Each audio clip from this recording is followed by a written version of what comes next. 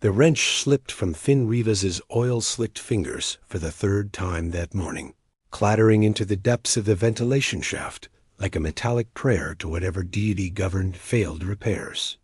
He muttered something that would have made his grandmother reach for her heaviest rolling pin, then squeezed his lanky frame deeper into the maintenance crawlway. Station Omega wasn't much to look at a collection of repurposed cargo containers welded together at the ass end above. The Kepler arm, but it was his, and it kept him fed on instant rations and recycled air. The proximity alarm's shriek cut through his concentration like a plasma cutter through butter. Finn extracted himself from the ductwork, wiping grease on coveralls that had seen better decades, and stumbled to the control console. The scanner painted a grim picture. Unknown vessel, heavily damaged, broadcasting distress codes in 3 different languages. He squinted at the energy signature readings, frowning. The ship's power output was fluctuating wildly, but underneath the chaos, he caught glimpses of tech that shouldn't exist outside of theoretical physics journals. Station Omega to approaching vessel, he transmitted, clearing his throat. You're looking pretty rough out there.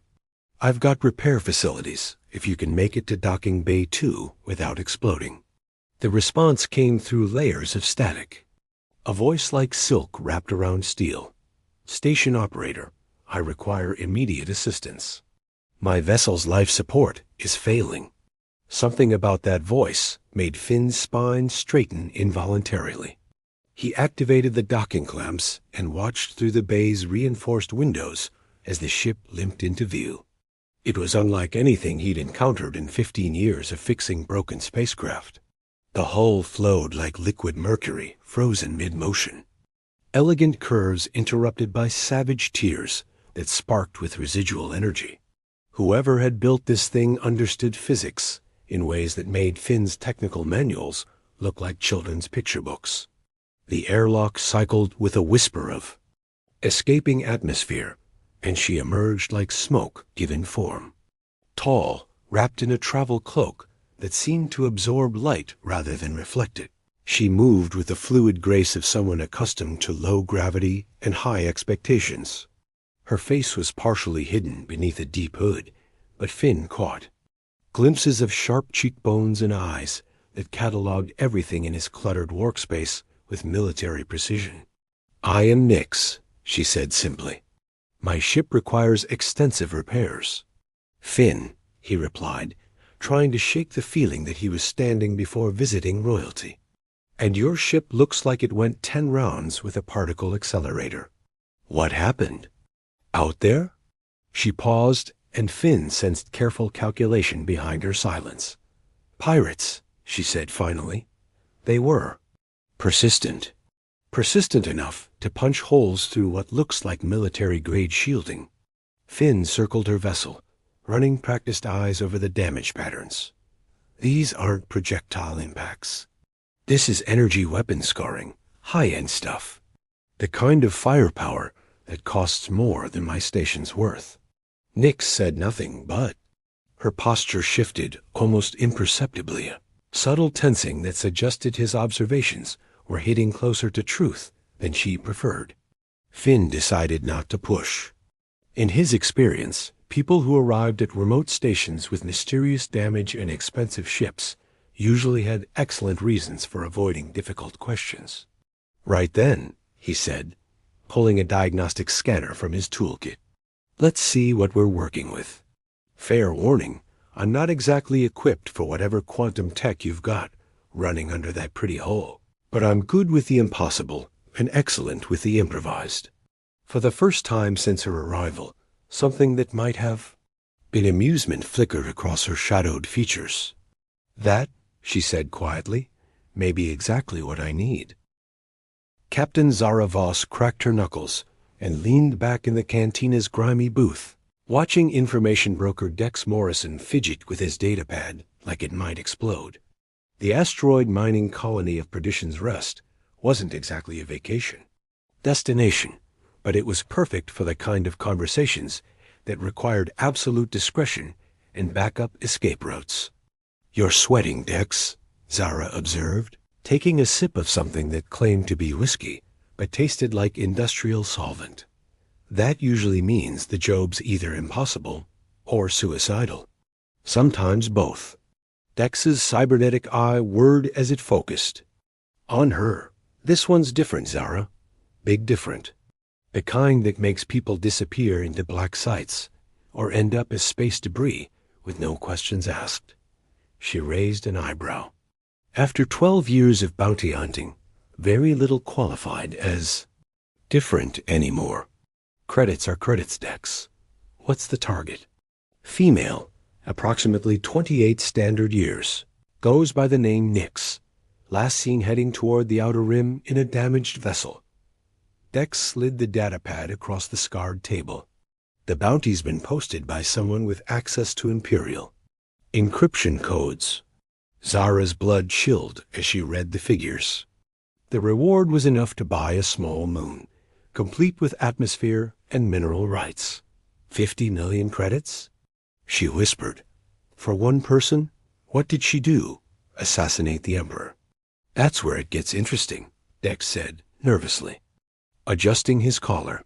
There's no crime listed, no charges. Just return alive, unharmed, with extreme discretion. The posting's been encrypted 6 ways from Sunday, but I managed to trace it back through some very expensive proxy networks. And? Dex leaned forward, his voice dropping to barely above a whisper. It originates from the Imperial Palace itself. Core World's maximum security channels. Whoever wants this woman back has resources that make our little criminal enterprises look like children playing with toy blasters. Zara studied the sparse intelligence file. No criminal record, no known associates, no background information beyond basic physical descriptors. It was as if Nyx had materialized from thin air with a price tag that could destabilize entire planetary economies.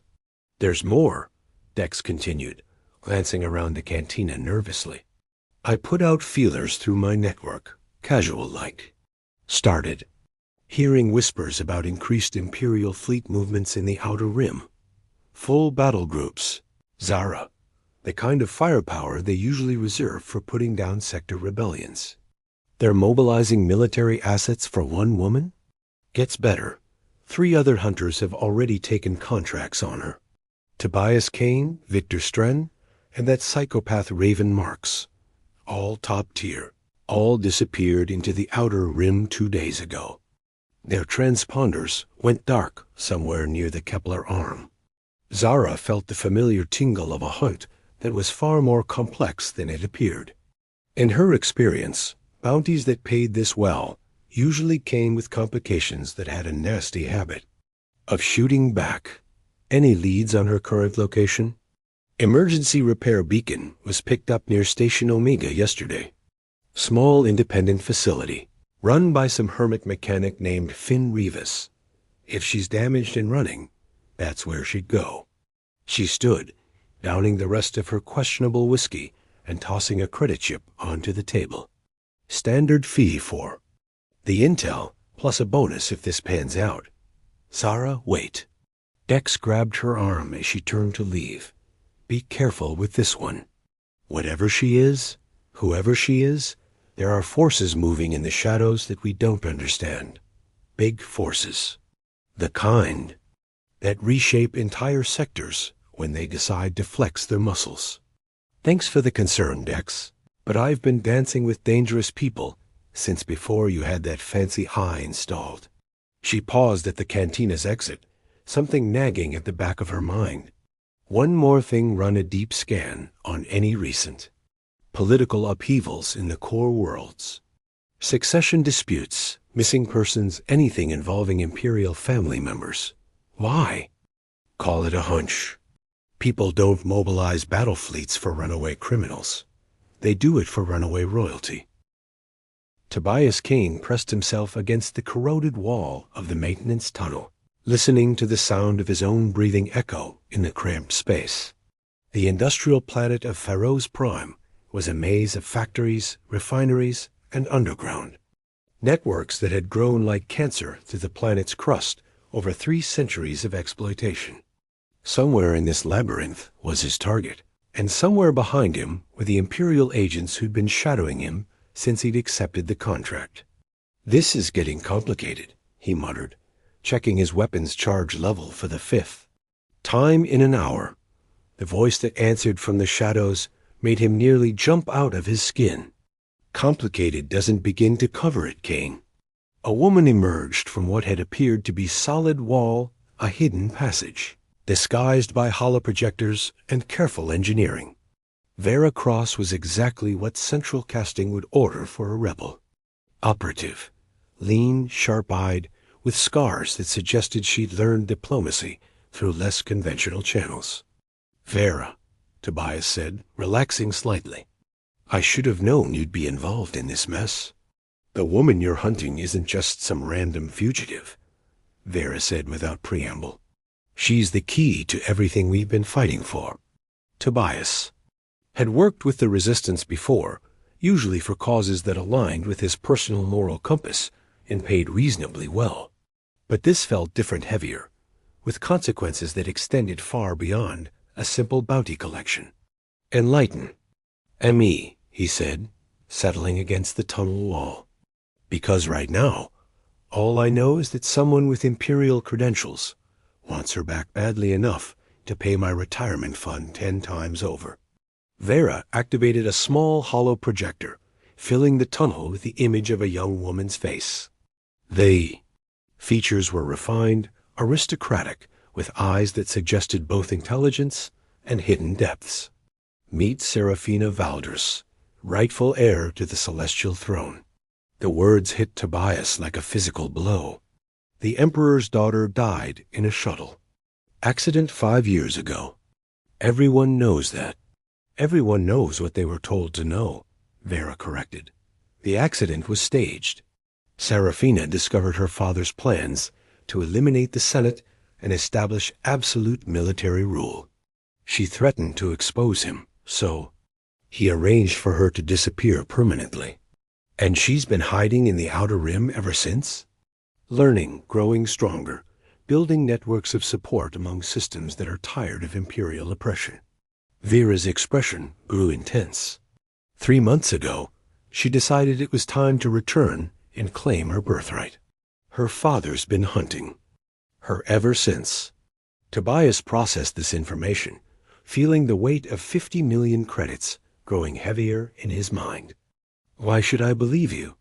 "The Resistance has been known to embellish the truth when it serves their purposes." Vera tossed him a data crystal. "Genetic records, authenticated by 3 independent laboratories. Voice pattern analysis matching. Archived speeches from before her supposed death. Biometric data that's been sealed in Imperial archives for half a decade. She's real, Kane, and she's the galaxy's best hope for ending her father's tyranny. Assuming she survives long enough to matter." Tobias pocketed the crystal, his mind racing through implications and possibilities. How many people know? 2. Many and not enough. The Emperor's inner circle knows she's alive, which is why they're mobilizing half the fleet to bring her back. But the general population still believes she's dead, which means her return could spark system-wide revolts if handled correctly. A distant rumble echoed through the tunnel's heavy machinery or approaching vehicles. Both rebels tensed, hands moving instinctively toward weapons. "That's our cue to leave," Vera said, heading toward another concealed passage. "Kane, I know you've got your own code of ethics. I know you don't take jobs that involve innocent people getting hurt. This woman isn't just innocent, she's the galaxy's last hope for legitimate government." Tobias remained motionless for a long moment, weighing credits against conscience, personal gain against galactic implications. Finally, he activated his comm unit and began composing a message. "What are you doing?" Vera asked. "Sending word to every hunter I know," he replied grimly. "If Seraphine's really who you say she is, then she's going to need all the help she can get. And if the Emperor's willing to pay 50 million for her return, he'll pay twice that to ensure she never." makes it back alive. The abandoned fortress of Grimhold Station hung in space like a metallic tumor, its massive bulk casting shadows across the debris field that had once been a thriving asteroid mining operation. Captain Zara Voss guided her ship through the wreckage, sensors painting a complex picture of multiple vessels already docked at the station's functional bays. "Well," she muttered, studying the scanner readings, "looks like this party's already started." Her comm system crackled with an incoming transmission. "Unknown vessel. This is Tobias Kane. I'm assuming you're here for the same reason I am, which means we need to talk before someone does something we'll all regret." Zara smiled grimly. Kane's reputation preceded him, professional, ethical, and smart enough to recognize when a simple bounty hunt had evolved into something far more dangerous. "Kane, this is Voss. I'm docking at Bay 7. Try not to shoot me when I come aboard." The station's interior was a maze of abandoned corridors and malfunctioning life support systems. Emergency lighting cast everything in hellish red shadows, and the artificial gravity fluctuated unpredictably. Zara found Kane waiting in what had once been the station's central command center, along with two people she didn't immediately recognize. "Captain Voss," Kane said formally. "Meet Vera Cross, Resistance operative, and our host for this little gathering, Finn Rivas, who apparently has our mutual friend tucked away somewhere safe." Finn looked like he'd been through a blender set on nervous breakdown. His usually steady hands shook as he operated a portable scanner, and his eyes darted constantly toward the corridor entrances. "She's not just some random pilot," Finn said without preamble. "Whatever she is, whoever she is, there are people out there with enough firepower to crack moons who want her back. Bad." "Tell them what you told me," Vera said quietly. Finn took a shaky breath. 3 hours ago, an Imperial dreadnought dropped out of hyperspace at the edge of the system. Full battle configuration, weapons hot. They're not here for negotiations. The implications hit everyone simultaneously. Imperial dreadnoughts weren't deployed for routine operations. They were instruments of absolute destruction, reserved for threats to Imperial authority at the highest levels. "Where is she now?" Zara asked. "Safe," Finn replied defensively. "Hidden. In a section of the station that doesn't show up on standard scans. But that won't matter if they decide to just blast this place into component atoms." A new voice cut through their discussion like a blade through silk. "They won't destroy the station while I'm aboard." Everyone turned as Nix, or whoever she really was, stepped from the shadows. Gone was the travel cloak and mysterious demeanor. She wore form-fitting black armor that seemed to absorb light, and her bearing was unmistakably that of someone accustomed to command. "Your Imperial Highness," Vera said, dropping to one knee. "Princess Serafina," Kane said quietly, pieces of the puzzle finally clicking into place. "Empress," she corrected firmly. "My father died 3 days ago, which makes me the legitimate ruler of the Celestial Empire. The man currently occupying the throne is a usurper who's been ruling in my name while planning my permanent elimination." Zara felt the universe shift around her. The bounty wasn't just for a runaway princess. It was for the rightful ruler of half the galaxy's inhabited systems. "The Dreadnought's commander is Admiral Corrin, my father's former enforcer, Serafina." Continued. "He's been ordered to bring me back alive if possible, dead if necessary. He'll negotiate for my surrender, but he'll also be prepared to eliminate everyone who's helped me." "So what's the plan?" Finn asked, trying to keep his voice steady. Serafina smiled, and for the first time, Zara saw the steel that lay beneath the elegant exterior. "We make him an offer he can't refuse. I'll surrender willingly in exchange for safe passage for all of you. Then, once I'm aboard his ship, I remind him exactly who he's supposed to be serving." "That's suicide," Kane objected. "No," Serafina replied, moving to the command center's main console. "That's politics. And unlike my father, I've spent the last 5 years learning how to play the game properly. The Imperial dreadnought, inexorable, hung in space like a predator sizing up its prey, its massive weapon batteries trained on the ancient fortress where Empress Seraphina Valdris prepared to reclaim her birthright. Admiral Corrin paced the bridge, his weathered face betraying none of the uncertainty that gnawed at his tactical mind. "Your Majesty," his communications officer reported, "we're receiving a transmission from the station. Audio only, maximum encryption. Put it through." Seraphine's voice filled the bridge with quiet authority. "Admiral Corrin, I believe we have matters to discuss." Corrin had served the Empire for 40 years, had witnessed the rise and fall of 3 different rulers, but hearing that voice alive, commanding, undeniably real sent ice through his veins. "Princess Seraphina, you were reported dead." "Reports of my death were greatly exaggerated, Admiral, as were reports of my father's continued reign. I trust you've verified the biological authentication codes I transmitted?" Corrin glanced at his intelligence officer, who nodded grimly. The genetic markers were authentic. The biometric patterns matched archived Imperial records perfectly. Standing before him, transmitted across the void, was the rightful heir to the celestial throne. "The man who sent you here," Seraphina continued, "is not the Emperor.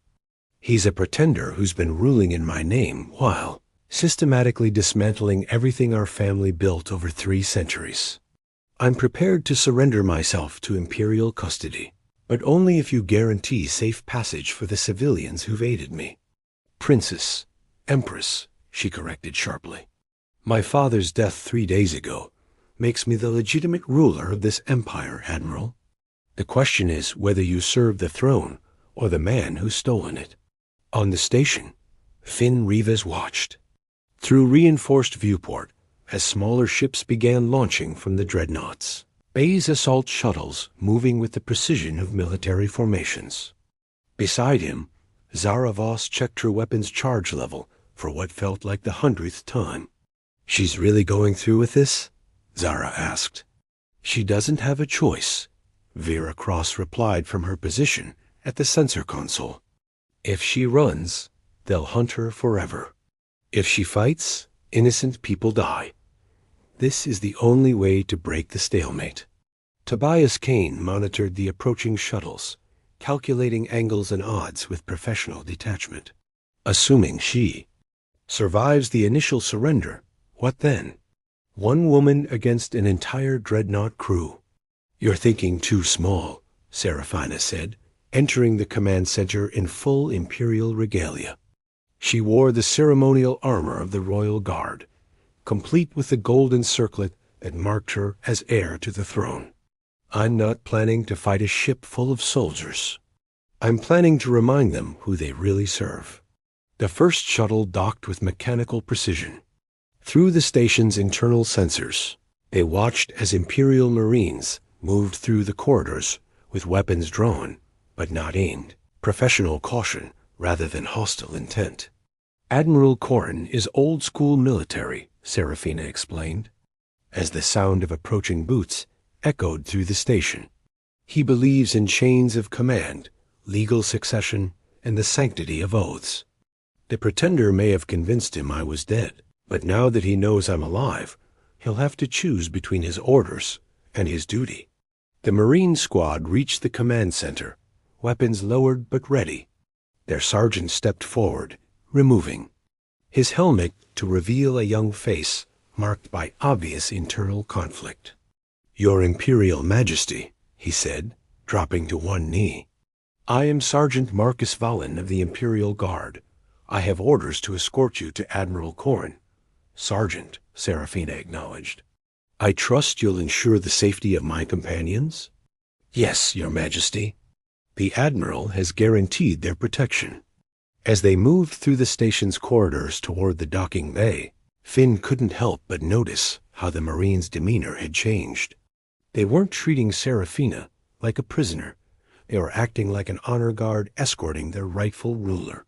Aboard the Inexorable, Admiral Corrin waited in his ready room, the weight of impossible decisions pressing down on his shoulders. When Serafina entered, flanked by Marines who looked more like protectors than captors, he felt the accumulated years of service crystallize into a single moment of absolute clarity. "Your Imperial Majesty," he said, bowing formally. "Admiral?" she replied, studying his lined face with eyes that missed nothing. "I assume you've had time to review the evidence of my identity?" "Yes, Your Majesty. But I must ask, where have you been these past 5 years? Why allow the Empire to believe you were dead?" Serafina moved to the viewport, looking out at the stars that would soon be hers to command. "Learning, Admiral. Discovering what it means to rule not through fear, but through earned loyalty. Building networks of support among systems that remember what the Empire was supposed to represent. And the man who currently sits on the throne is a usurper who murdered my father and has been systematically destroying everything we built." She turned back to face him, and Corrin saw in her eyes the steel of absolute conviction. "The question now, Admiral, is whether you serve the throne or the man who's stolen it." Corrin was quiet for a long moment, decades of military training warring with deeper loyalties that went beyond simple chain of command. Finally, he activated his consystem. "All hands, this is Admiral Corrin. As of this moment, we are under new orders. Long live Empress Serafina Valdris, rightful ruler of the Celestial Empire." The response that echoed through the ship's corridors was immediate and unmistakable. "Long live the Empress." Outside the viewport, other ships began appearing. From hyperspace vessels that had been waiting in the outer system for this exact moment. The hidden fleet that Serafina had been building over 5 years of careful preparation. Crews loyal to the legitimate throne rather than its false occupant. "Admiral," Serafina said with a smile that promised both justice and mercy, "I believe it's time to go home."